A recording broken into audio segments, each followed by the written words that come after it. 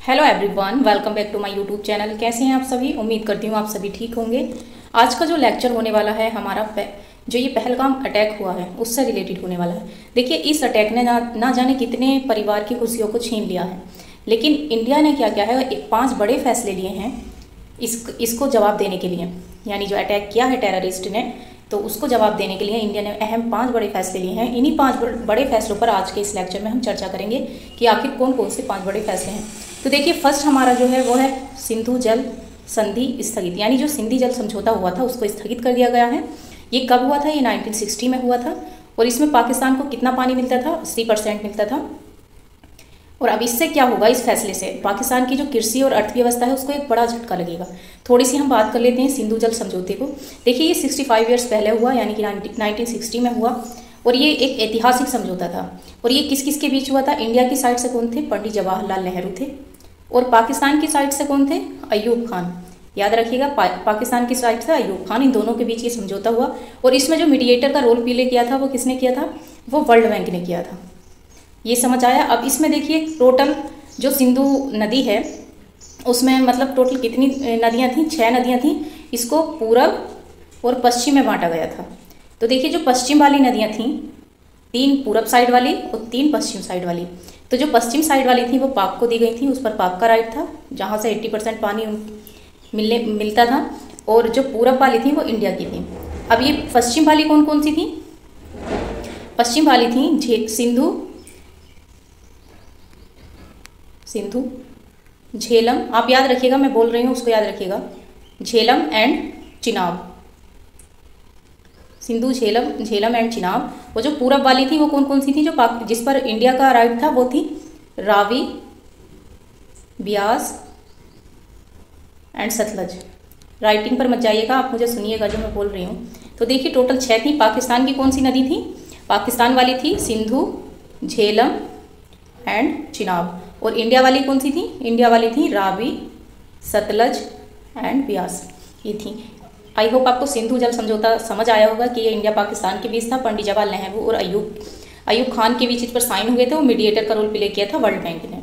ठीक, कब हुआ था? 1960 में। तो ये एक अहम फैसला इंडिया ने लिया है, इसको स्थगित कर दिया गया है। जो 80% पानी पाकिस्तान जाता था उसको अब रोका जाएगा। ठीक, सेकेंड जो लिया है फैसला वो है अटारी चेक जो है पोस्ट, उसको बंद कर दिया गया। जो अटारी वाघा बॉर्डर है उससे जो भी बिजनेस होता था उसको बंद कर दिया गया है, जैसे कृषि और कपड़ा व्यापार। पाकिस्तान की इस कमजोर अर्थव्यवस्था पर आप सभी जानते हैं, पाकिस्तान की जो इकोनॉमी है उस पर बहुत बड़ा इसका प्रेशर आएगा। अब देखिए, जो थर्ड फैसला लिया है वो लिया है जो पाकिस्तानी नागरिक हैं उनका जो SBS वीज़ा है उसको रद्द किया गया। अब ये SBS वीज़ा क्या होता है, इसके लिए देखिए मैंने एंड में लिख रखा है सारा, आपको इसकी डिटेल्स मैं बताऊंगी कि क्या है ये। तो इसको ज़रूर देखिएगा, वीडियो के एंड तक बना रहिएगा।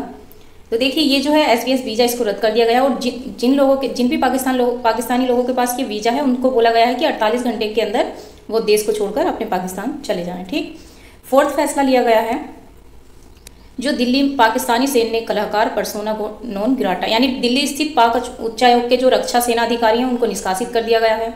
भारत के जो अपने सैन्य सलाहकार इस्लामाबाद से, उन्हें भी वापस बुला लिया गया है। सैन्य संबंध न्यूनतम जो भी मिलिट्री के रिलेशन है हमारे, उनको क्या कर लिया गया है? न्यूनतम स्तर पर लाए जा रहे हैं। ठीक, अब 5वां जो डिसीजन है, 5वां लिया गया है जो उच्चायोग है उसमें स्टाफ को घटाया गया है। दोनों देशों के उच्चायोग में स्टाफ 55 से घटाकर कितना कर दिया गया? 30 कर दिया गया है। और ये प्रक्रिया कब तक? 1 मई तक पूरी होनी है।